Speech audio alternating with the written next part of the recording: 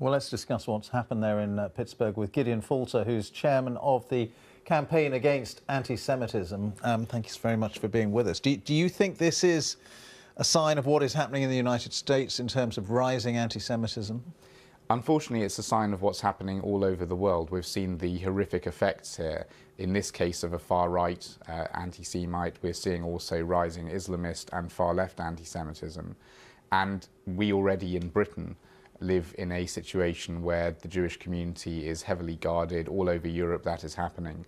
And now in the United States as well, Jewish communities will be reviewing their security. And one of the great sadnesses of our time is that in living memory of the Holocaust, Jews are having to increasingly retreat behind fortifications because of the kind of extremism and incitement that is levelled against us. I think Donald Trump suggested perhaps armed guards at synagogues.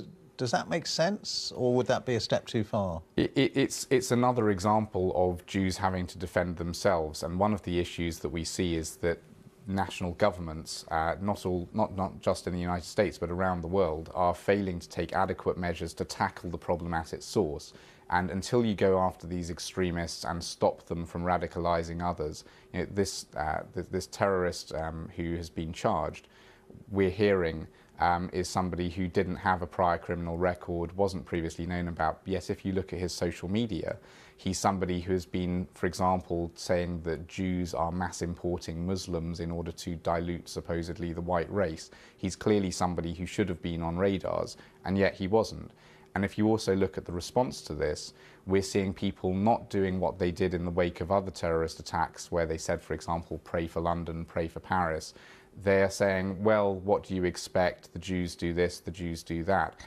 And we're failing to see society come really and put its arm around the Jewish community in the United States, in Britain, to the kind of extent that used to happen. You used to see, for example, people changing their profile pictures on social media to express solidarity with cities or with groups, minority groups who had suffered these kinds of attacks.